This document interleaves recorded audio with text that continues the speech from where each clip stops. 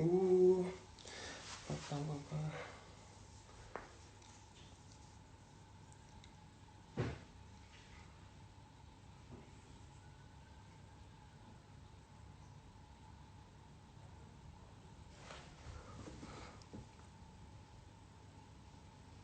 What was saying? What was saying?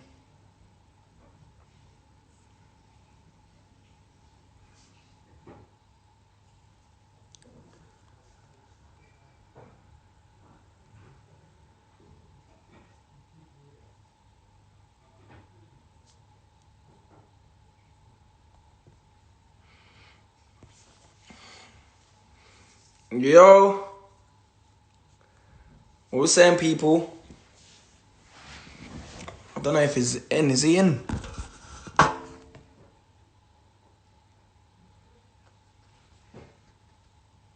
Yeah, big up Trésor Candle in here as well. I see him.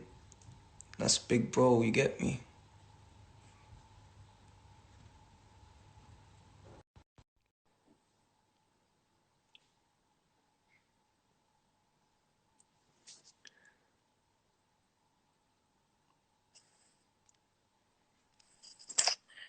Yo, what you saying?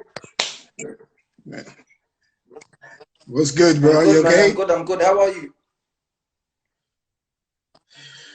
I'm good, man. God's in control, so all good, bro. Yeah, no, Your everyone's side? okay. The family, and everyone's well. You know, everyone's well. I can't complain. Like you said, yeah, That's God's in control. that's the that's the most So how's important, things? bro. How's Stay things home with you? though, How's things with you? What you been up to? bro. I'm enjoying, obviously, playing football. I've been traveling many Yeah, places though, and this is a time that I get to enjoy really with my family. And it's all when you stop really, you have enough time to yeah, reflect on life and to chill out with your loved ones. So yeah, things are good. I'm with the national team. I'm working as a yeah. attacking coach. So I'm doing yeah, I'm passing on my knowledge to the younger players. And I'm also doing my charity work. A lot of it has been with my charity works. We're trying to build an Mm, orphanage. Just bought a land, and now we we're putting a yeah. wall around it, and trying to speak to one or two people just to raise money, trying to build this charity orphanage for the kids, for No, the that's orphans. man, that's inspirational, man. I like that. I like that to hear. Like you said, you've been traveling like across the world, across the country to play football, and like obviously you stopped playing now. Like, do you miss it? Do you miss it? Like when you're chilling and watching football? Well, now, you know what was crazy? Actually, I was on a line to your Yeah, agent. If he's watching, big up to him. It's nice to have an agent. See, this is the problem with agents nowadays. You have an agent that just wants to use yeah, you for money. But when you have someone that really care, yeah. genuinely check on you, you should always stick with us. So, oh yeah, I miss it a lot. I miss playing. I was actually talking to Utaka, um, Yeah. yeah, the other day, and I say to him that I was laughing at him, even Yakubu, I was laughing by saying to him, listen, bro, you guys are training now. Mm, You're training hard now than you was yeah, as a player. I never used to like training. I yeah. hated training, bro. For me, it was just a Mm, skillful place for me. So, and like now you actually train more. You actually train more than actually when you was playing football. So I miss it. This is the only things that remember I only stopped playing about eight, yeah. 9 months ago. So I love the game, bro. I definitely miss it. So Yes. for the people that don't like really know you, and for the people that's on the live now, LuaLua, like tell them a bit about yourself and how you got into football and where you started from. Um, it's a crazy. My dad was a footballer Yeah, in Congo, and obviously, a quick story. My dad, in Congo, after the game, when they win the game, he used to come back home drunk yeah, because they go party. and party. So rest in peace because he's not longer here. He used to come back home drunk and he will start fighting. He would cause a fight Mm, with my mom and all that. But because me, I saw that. I said to myself, you know what? to these days, I said I'll never touch alcohol. I'll never drink alcohol because I used to think because of football got my dad to drink alcohol. You understand? So I stopped that. And another thing I said, another thing was bad for me was like, because him coming back, starting fight on my mom, I just thought, nah, football is causing all these problems. So I never wanted to be a footballer. I never dreamed, like, you know how you get players, young players saying, I dream of playing football. I started at a young age, academy, none of that. I never done none of that. So it was just watching my dad play football because I was like his book boy, you know. So watching him play football, it was fun, but coming home after wasn't really good. So I wanted to be a gymnast. So yeah, that's what I really wanted to do. But obviously, when I moved to coming to England, it's crazy. My dad was there, my uncle was there, but the person who bought me my first football boots was my school teacher. That's the hat. That's when I was in school. So yeah, he did everything for me. You know, I grew up in London, you know, East London, Forest Gate. So I went St. James, I went to a junior in Forest Gate, and then I went to school in Forest Gate. So playing in Wanstead Flats and Hackney Marshall, that's what kind of got me into enjoying football a little bit more. So I started at 17. I was playing a college. It was a college game. We playing Colchester College, and the referee was actually a scout for Colchester. His name was Jeff Harrop. I remember we was losing 2-0, and then I came on because I didn't start, and I scored. You know, they was beating us 2-0, so I scored, and then he looked at me, goes, "That was lucky. Can you do that again?" So I took the ball because don't forget, I grew up in the era that football is all about skills for me. It's not goals. It's about for me. It was about like making someone look stupid. So you know, one of them ones like street football. You dribble past someone and you wait for him to come back again. So that's the football I know. It's not about, you know, goals. For me, goals was boring basically. So yeah, it's the school teacher that actually took me to Colchester. 17, and a year and a half after, I was gone to Newcastle. So when you went to Colchester, it was crazy. When you went to Colchester, how many games did you play then? Bro, you know, when I got to Colchester, obviously I went there to sign a YT, you know, youth, but I didn't like that. I thought in my head, you know, one thing people have to remember, when I was growing up in London, like all my friends, the people I was hanging around with, was doing illegal things, you know. So for me, I wanted to show him that, like, you know, you don't have to live that life. You can actually live legally. You know, you can do things. You can drive a car, because back then we used to steal cars, and you know, like when you have to travel somewhere to go party, so you used to steal cars and jump on taxis, and you know, just before you reach the place and by the traffic lights you come out. You know what I mean? So I wanted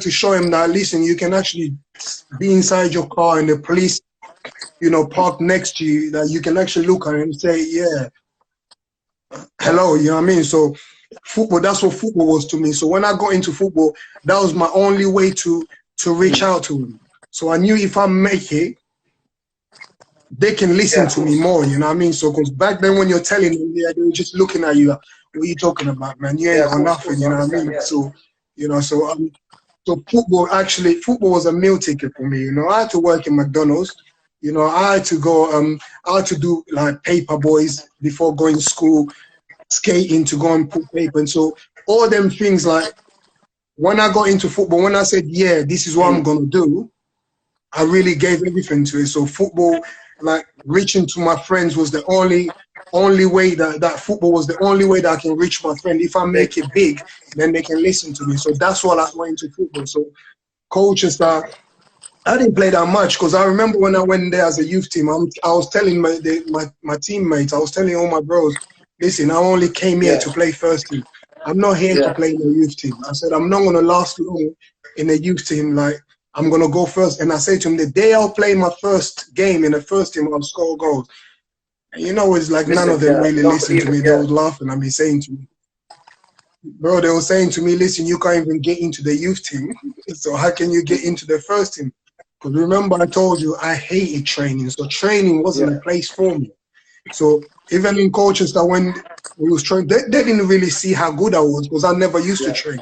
It's only until one day, obviously the manager gave me a game in a youth team and they saw me play and it was like, wow, why you never train?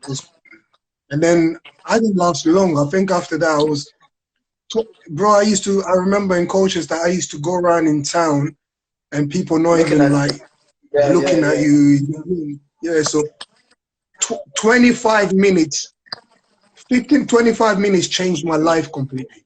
I was given a chance to come on in the first team, and then I end up scoring a goal. You know, and then after that, the next day I went in town, bro. It was like I was shining, bro. It was like, oh Lord, bro. Everything just changed completely. I was like, you know what? It's true when people say, oh, this boy used to be ugly, innit? This boy was like butters, you know what I mean? Ugly.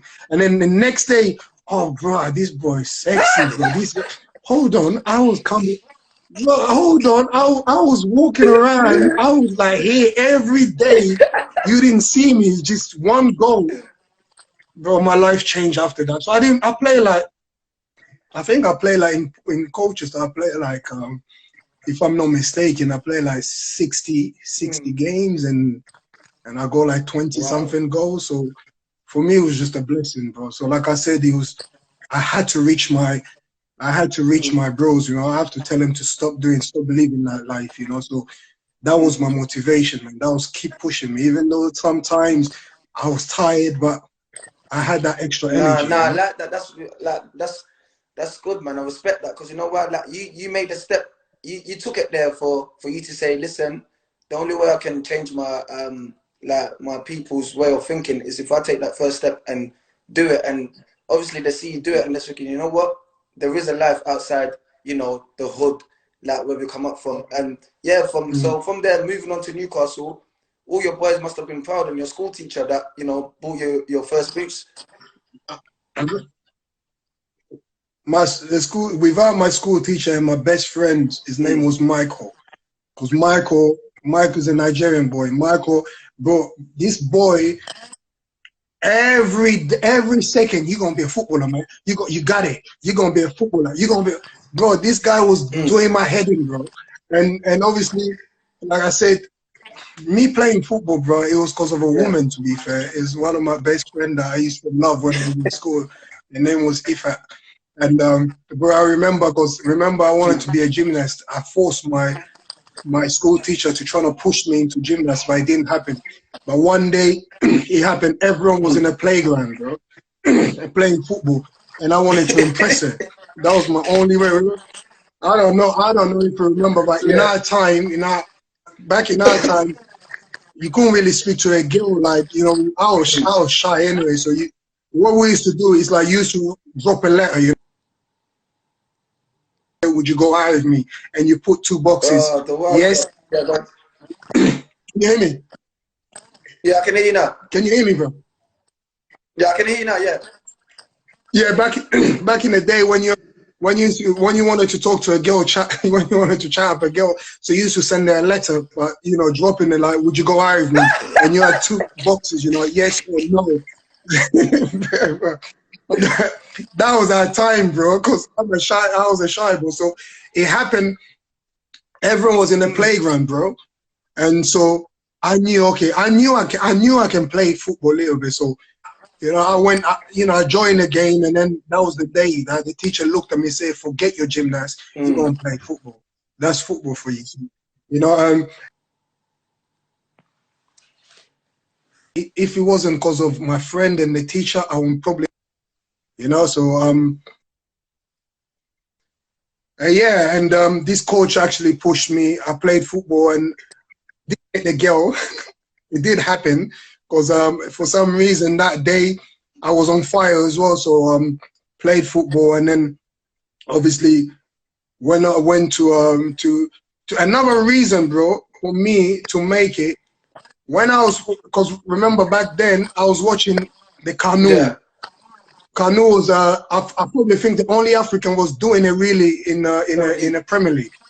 So before going to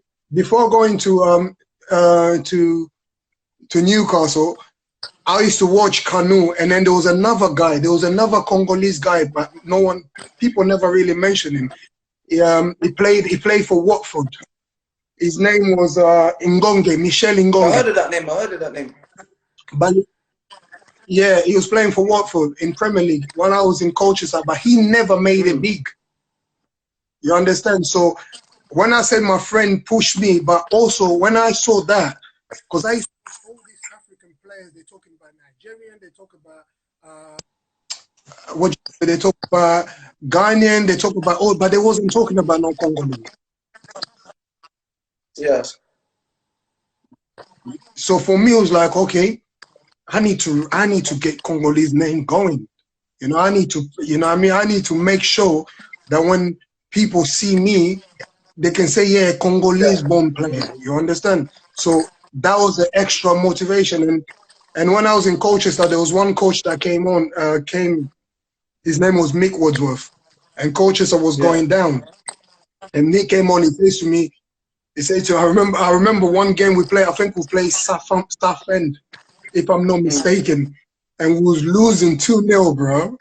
And then half time, he brought everyone. He told everyone get outside the changing room. So he had me say, "Lua, stay." Bro, I had my guards up, man. I thought, "Wow, this guy wants to fight or something." I'm from first gate, bro. But this guy is telling everyone to get out and telling me to stay. So I thought, because we were losing, we was playing really bad, and that's the day that my life completely. That's the day I think that was the day that changed me. He took me under his arm and said, "Listen, Mick Wadsworth, I will never forget him. Wherever he is, my love to him." He said to me, he said, "Lua, I'll take you higher. I'm gonna go to a bigger club, and I'll come back and take you. But I need your help. Help me stay up in this division, and I'll come back. I promise you. I'll give you my words, bro." We went out. We beat Southend. I think it was Southend. We end up winning 3-2, and I scored 2 goals. And obviously, he kept his word. We stay up in that. We did stay up, and obviously, when I wasn't actually going to Newcastle, I was going to Tottenham. I support Tottenham. I'm a Tottenham supporter. I know some people won't like it. So we was actually on my way. They sold me to Tottenham. Actually on my way to Tottenham. But then sadly, I've got a phone call from Mick Wadsworth saying, no.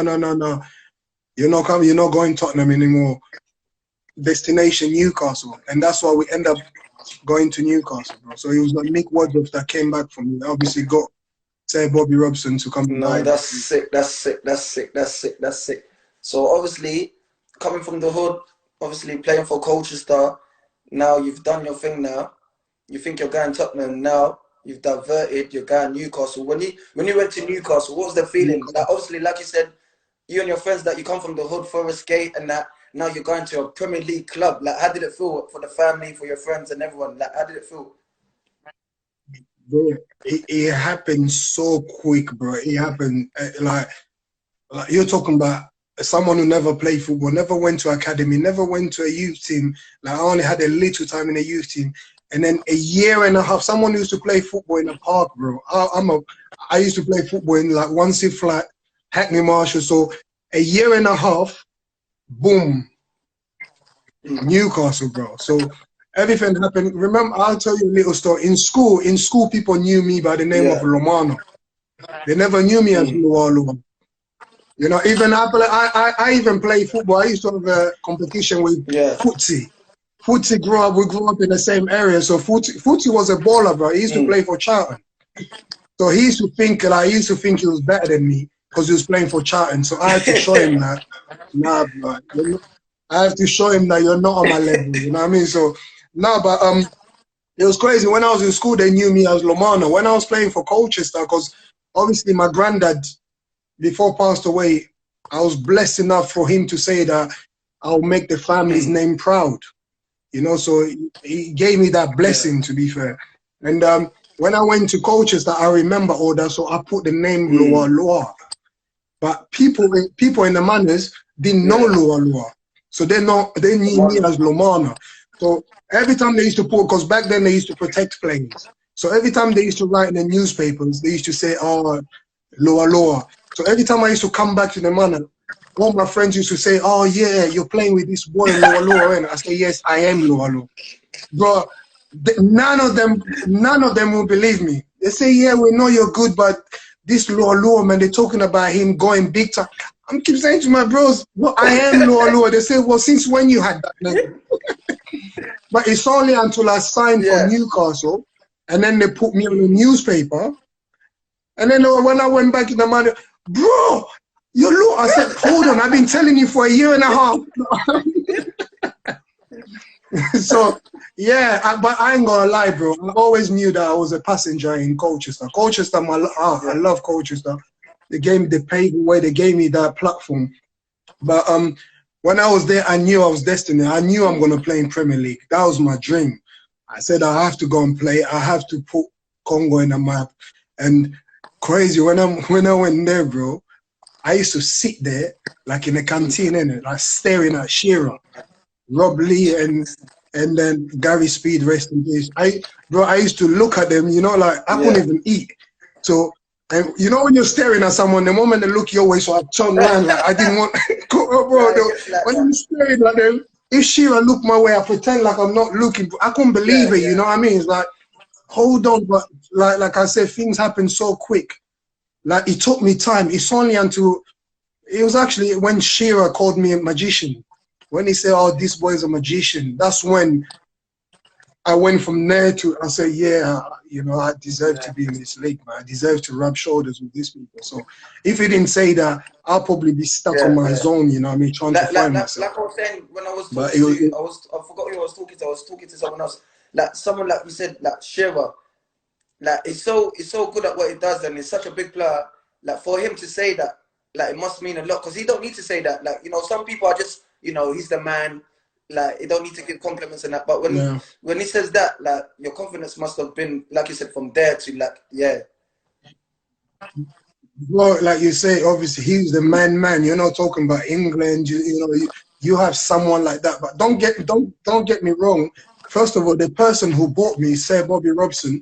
Like people, I don't know, obviously some people in this age won't remember him, but this guy was the most respected man in England. This guy coached Ronaldo.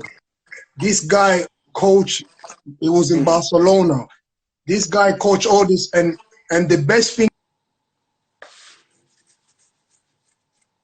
I just used to love,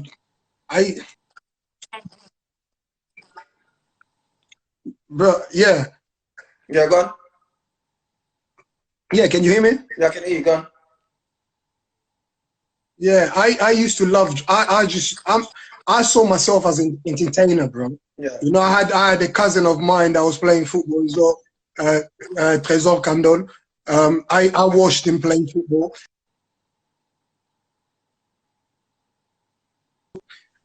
Bay, yeah, can you hear me, bro? Are you there? Yeah, I can hear you, yeah. Yeah, so I had cousins of mine, Candola, I had so many people that was playing football that I wanted to be so different than them. Don't forget, I always saw myself as an entertainer. I wanted to play football that I enjoyed, so I started watching Ronaldo. And when I went to Newcastle, Sir Bobby Robson gave me 3 videos. Who was the 3 videos? Who was the 3 videos about? Yeah.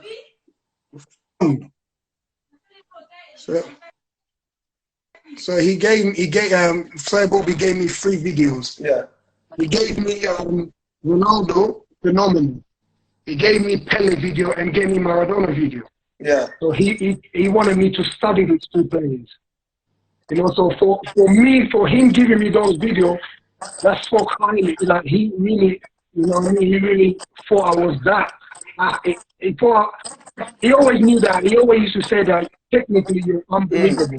He says that your skills, but you had to learn football. Because I didn't, like you said, like I said to you, I never was taught football. Nobody taught me football. It's something that I saw from my dad, and I enjoyed doing it. You know, so for him already to Lomana, wait. Lomana, wait. I think the people saying your Wi-Fi is moving. Is it okay now?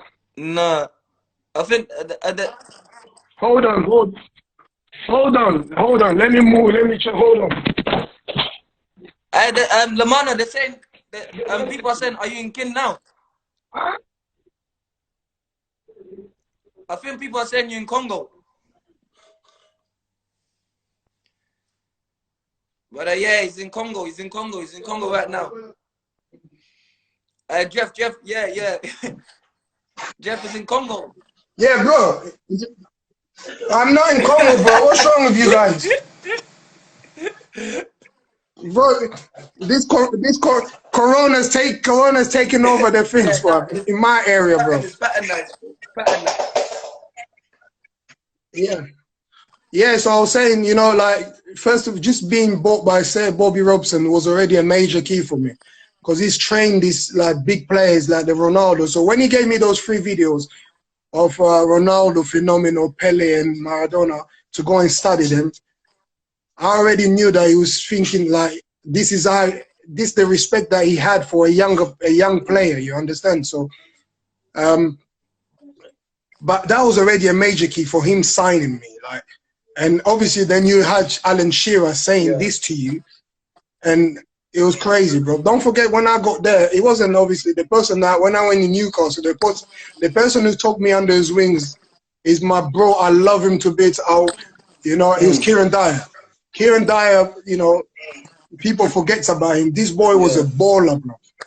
You know, like to be put in the same, to came in a team where you had Kieran Dyer, like obviously Alan was a man, but I have to be honest, I love Al, great goal scorer, but he never was he's not my type of players that you understand, I will look up to. One thing I did learn from him is how to use my body strength. That's what I learned from Al. And watching him finishing was amazing.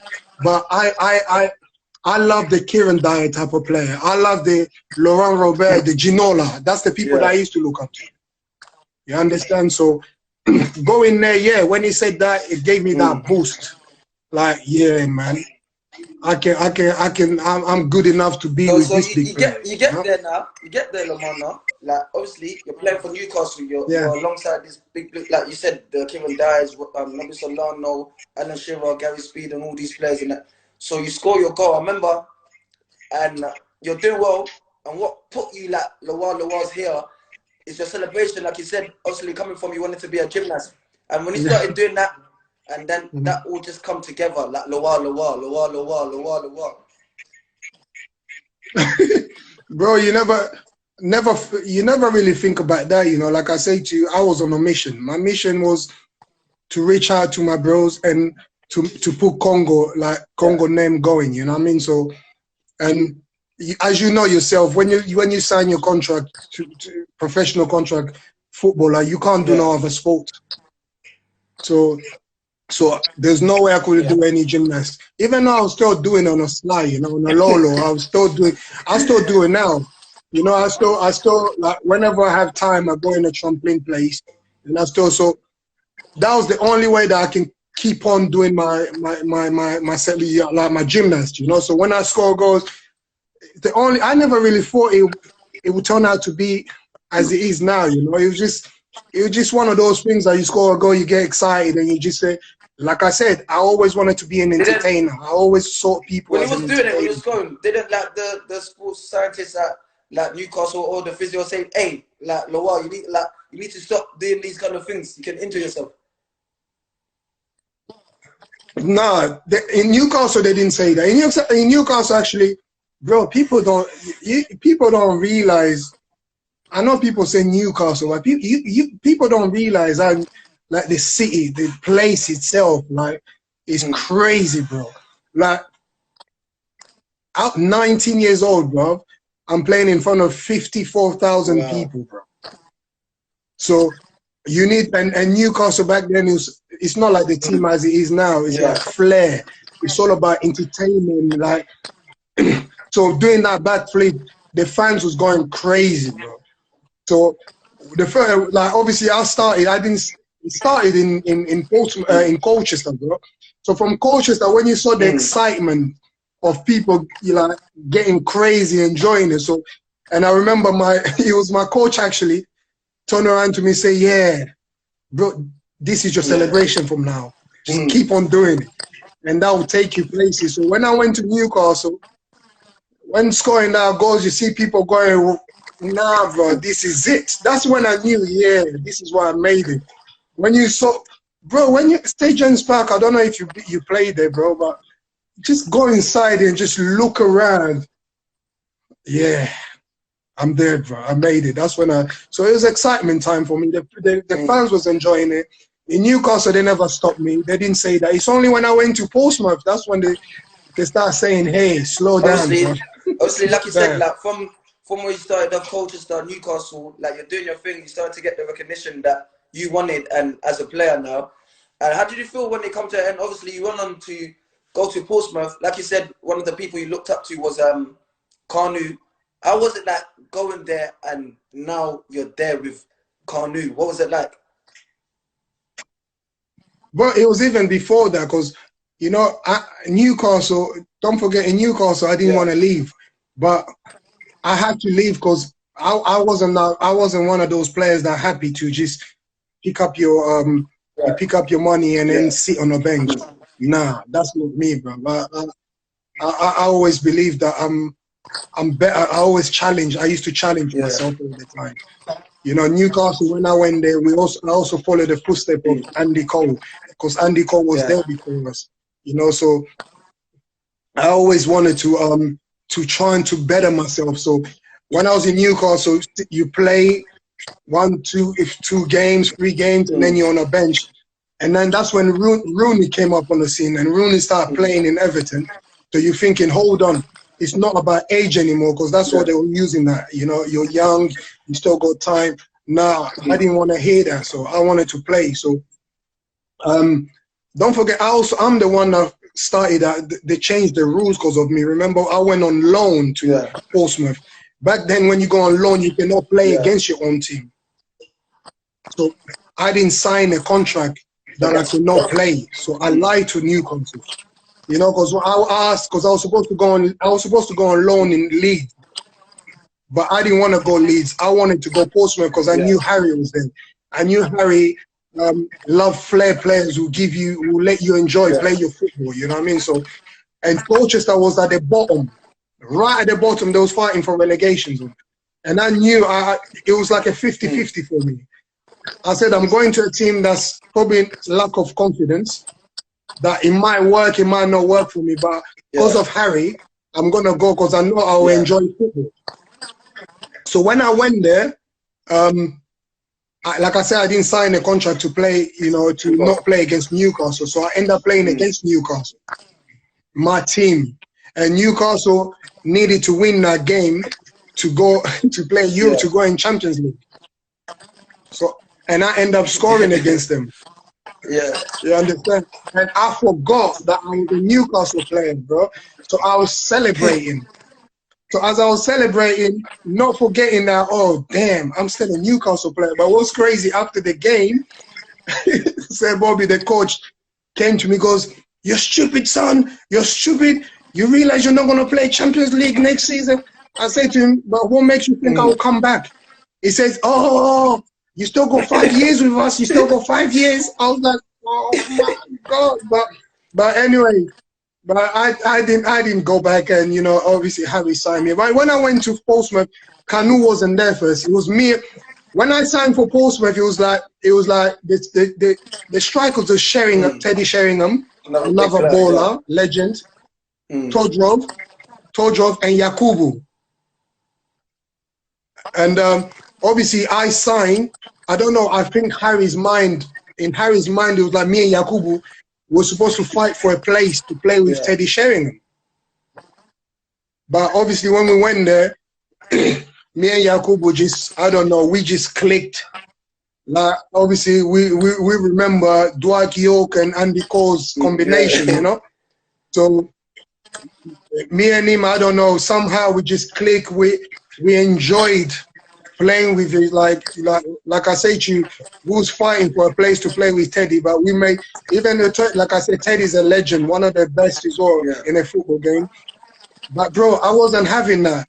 I went to Newcastle. I had to sit down a few times to watch the great Allen and sometimes and Bellamy. You think I'm coming to Portsmouth to watch Teddy Sheringham play? Hell no. I knew he's a legend, but there's no way I'm letting him like take my place. And I spoke to Yak, and me and Yak, we just had this understanding. Yak was strong, quick. I'm strong, quick, skillful. Like I say, I used to just love doing skills and pass it to Yak, feed the Yak, like we say, feed the Yakubu. And he was just banging goals, bro. You know? So me and him just clicked. Big Yakubu. Huh? Yakubu. Bro, yeah, one of the best partners. It's really, you know, what's crazy, I say to people, when you're playing football, whoever with your partner, like literally football is about 2-2-2-2. You ask me, what do you mean about that? If you play 4-4-2, because I was lucky to play right, I was a right midfielder. I play centre mid. I play behind the strikers. I play left. I played everywhere, really. But literally, if you're on a wing, you always work with your, as a right midfielder, you work with your right back. So there's two of you. So you can see so 2-2. So, and me and Yak, when outside football, we became such a good friend. We was talking about football. Because back then it's not like now. Now it's all about technology. You know, some of the players are happy like to be sitting on a bench and just taking his money. Nah, us, you have to play to earn your money. You have to play to get a new contract. You know what I mean? To get that bigger contract. So me and Yak, just outside football, we became such a good friend. And on the pitch, he was just flowing for us. And we took. Remember, I said you was going down.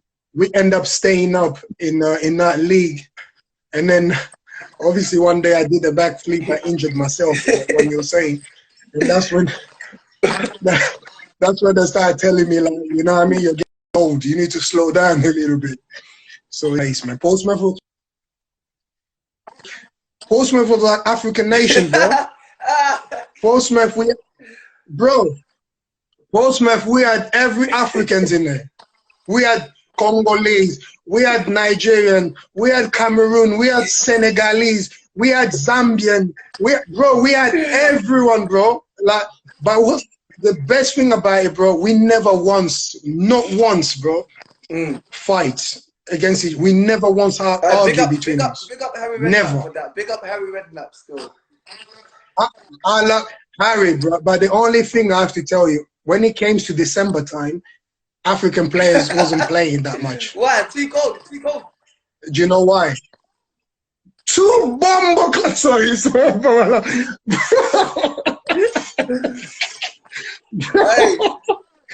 Bro, it was freezing, bro. And you know them ones, the African player, now I'm injured. You start pulling out all different muscles, you know, bro. My hamstrings, bro, but it was the best time I had in football. Best time I had in football. You got, like I said, you got all your accolades and everything. You started doing well, scoring goals. And I just want to touch upon that. We had a great squad as well for Congo. Why do you think? I want to hear from you. Why do you think we never quite made that next step? Obviously, when you was playing in your era, like the Nigeria team was good, Ghana team was good, Cameroon team was good, but we had a lot of great players. Why do you think we didn't quite move on, bro? Obviously, I'll bring it back a bit. Like us young players, I don't know if these players nowadays, like African players, they're lacking some guidance. Back then, we had a lot of guidance, bro. Like there was people, like I say to you, we also played part. I also played our part of being not just a Congolese player, being an African player in the Premier League. Like I say, in my time, you know, there was Kanu was there. You know, that's someone that I really did look up to. You know, you said about Kanu. I've learned from them. I was lucky enough to be around those players like the George Way. You know, to look up their culture, and these people sold Africa to me. You understand? This one thing you have to understand. This is why I say to people, not in a disrespectful way as a Congolese. I say to people, never compare like me or Nonda or people like that to this generation. Bro, Congo was my first option. In Newcastle, we was sat down, me and Amiobi. We was called up for England. I was called up for England.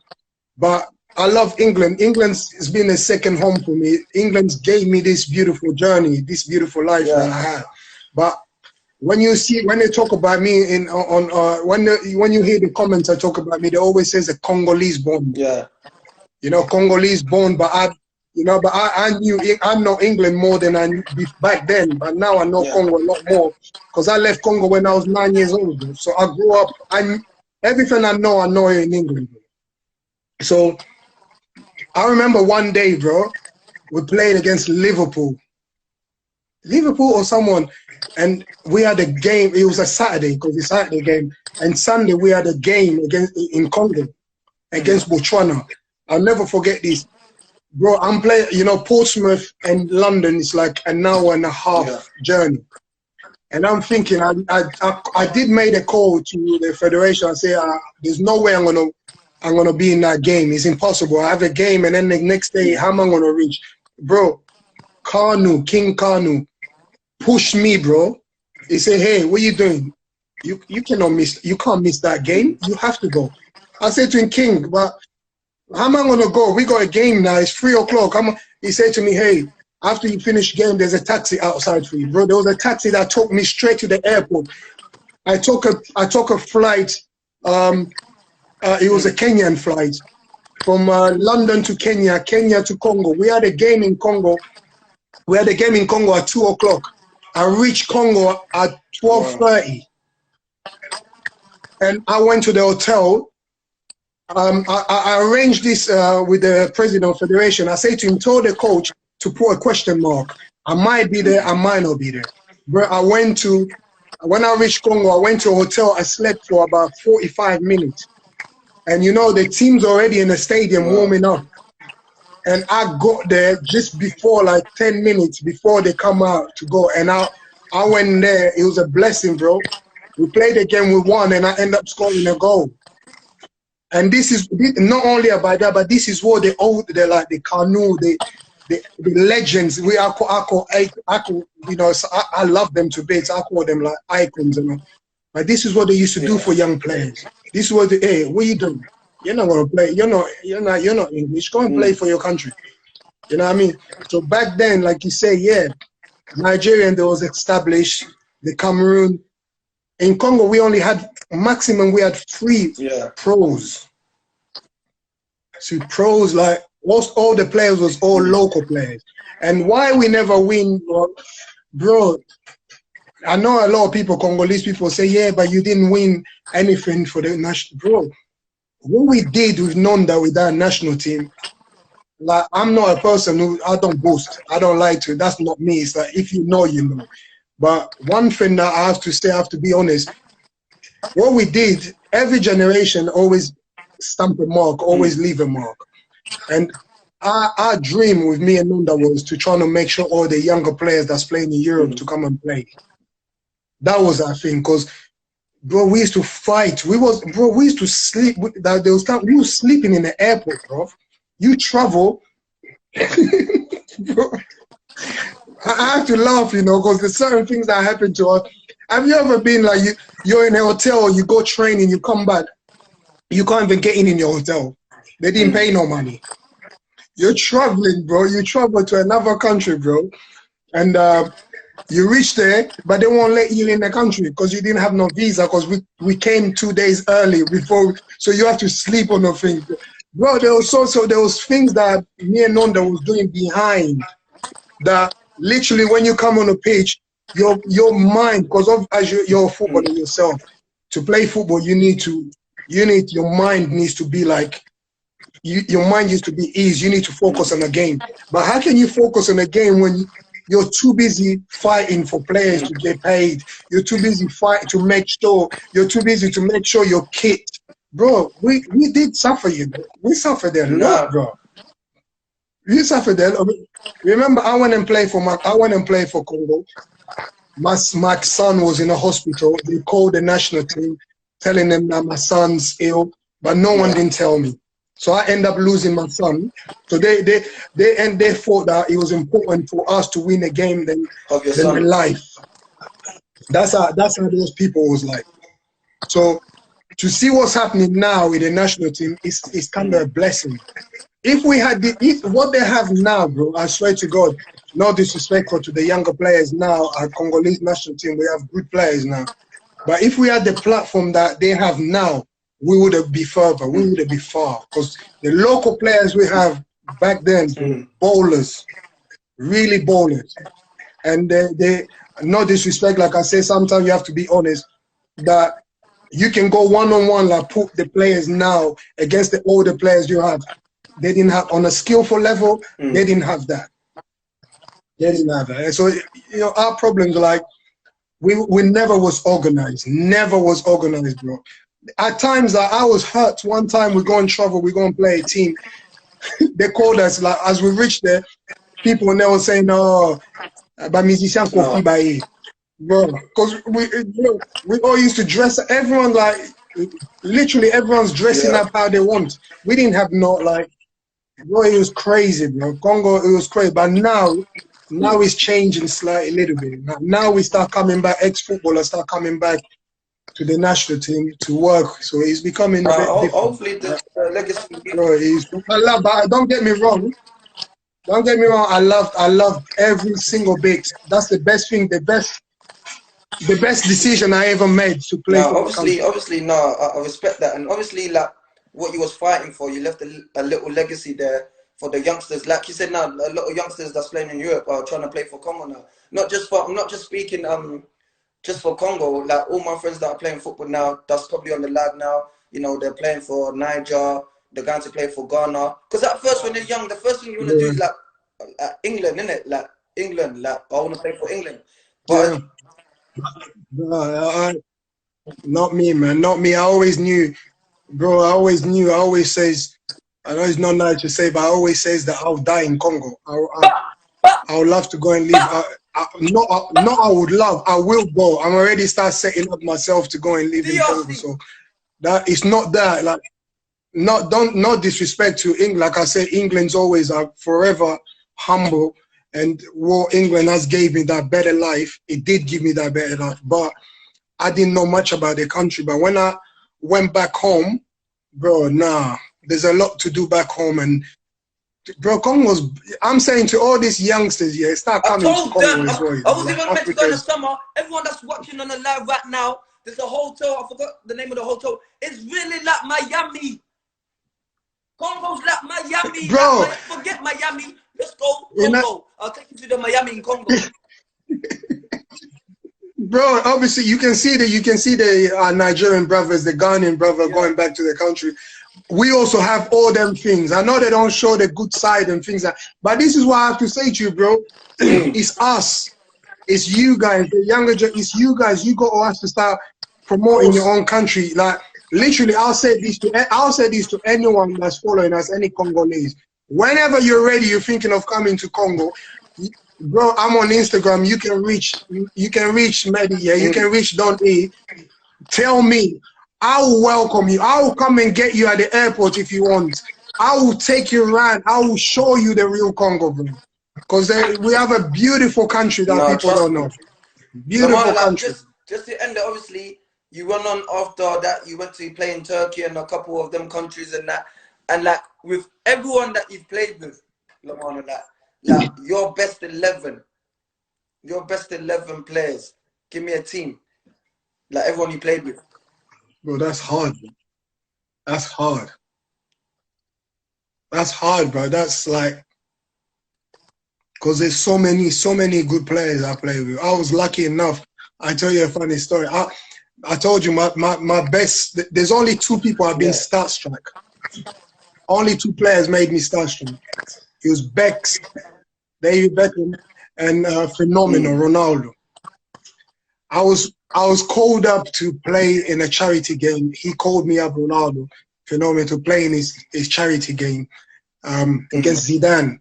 it was in Mallorca, bro. I bought myself a camera, yeah, brand new. I went, bro. I went with one of my teammates in Olympiacos. That's when I was playing for Olympiacos. Bro, I say to my friend, hey, when we there we see Ronaldo, yeah, take pictures of me. I say, all this thing, take about 30 pictures, because that's someone that I used to look up to. I wanted to play like him. Like, I learned a lot from him. Yeah. I say, take out, bro. Man sitting on a change room, you know what I mean? So Ronaldo just walked in, you know, there was a lot of people there. Ronaldo walked, bro. I froze. Bro, you know, I say this in Lingala. I don't get someone a sumbi diarrhea. Or when so sumbi diarrhea, bro.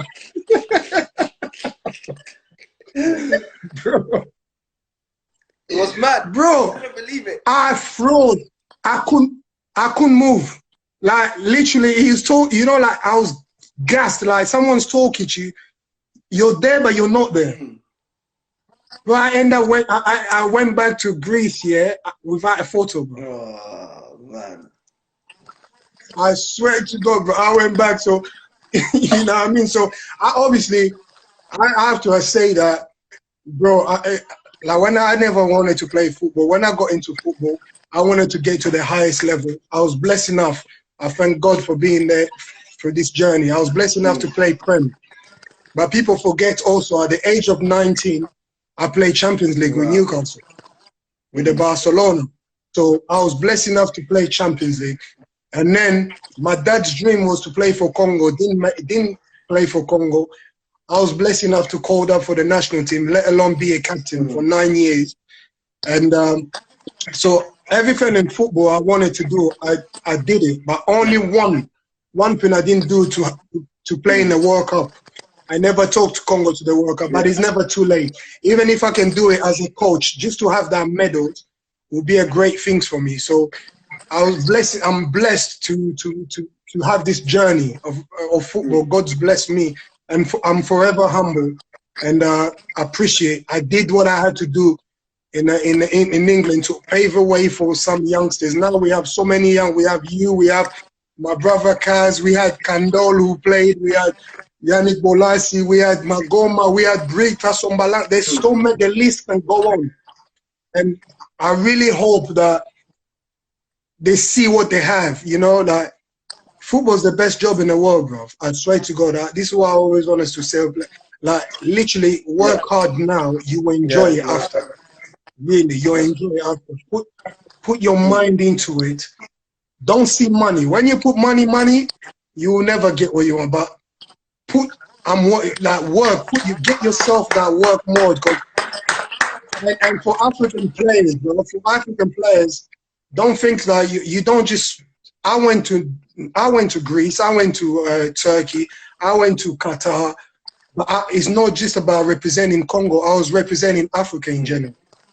You understand? So we all role models, bro. I say to you, Mehdi, like, you inspire a lot of people, bro. If you don't know what you're doing, you're actually an inspiration for another youngsters. It's not just because you're like you have a family. I know you. It's a family, bro. But it's not just your own kids or your family that look up to you. It's someone else's that's looking up to you. So you are an inspiration, a role model to someone.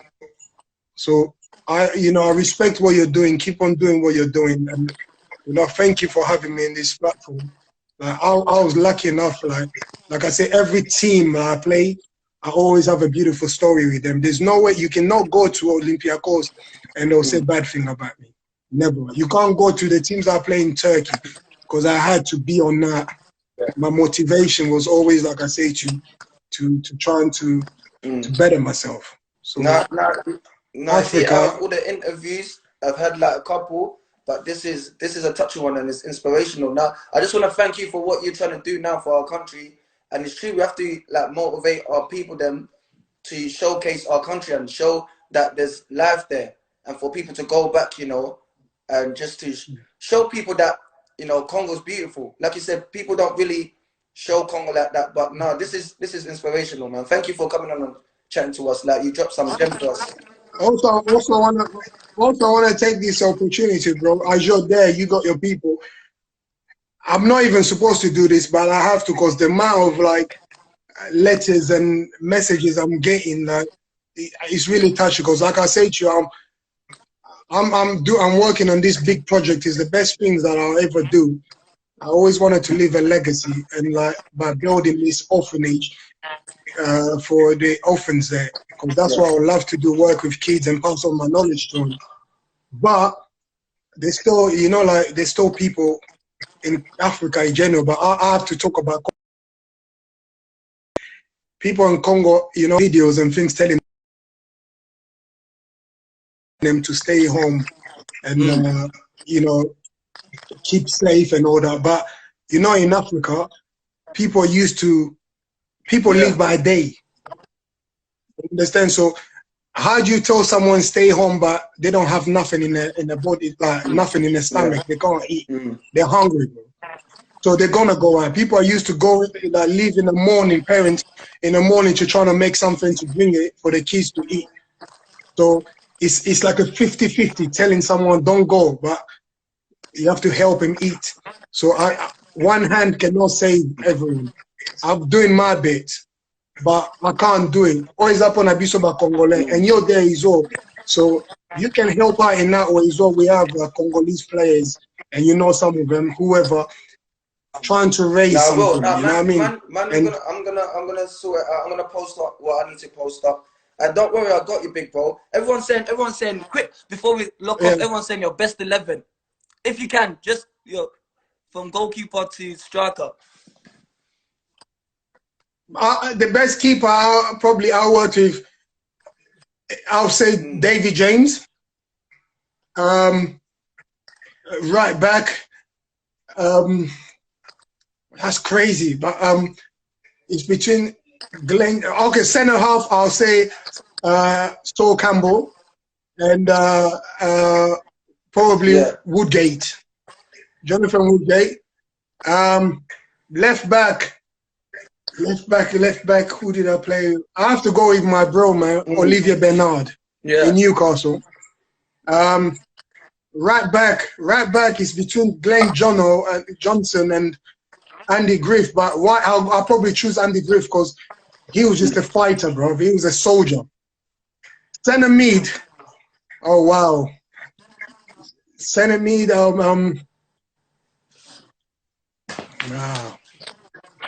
Sorry, bro. Centre mid. I have to go for. Wow, that's crazy, bro. Right wing. I'll probably go for Solano. Solano changed my game, changed a few things about my game, so I watched Solano. Left wing is crazy.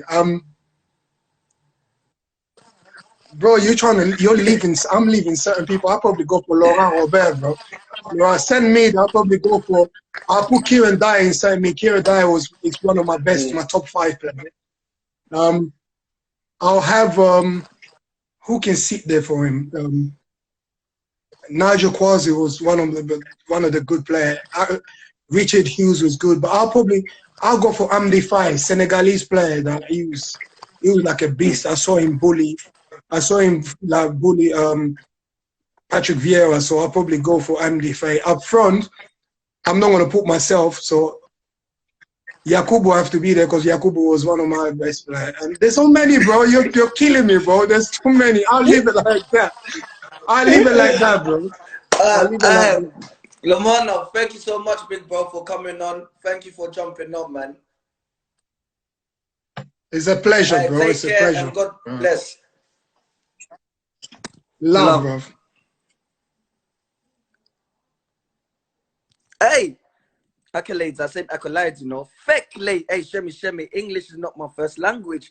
Hey, accolades, you know. I wasn't even thinking when I say accolades. Man. This one I don't think I'm even going to put on YouTube. Accolades. Hey. No. That one, I need to tell the person to block that one out. When I said that, I said, like, mute it or something. Hey. Like you, man, we move. We go again today. Love.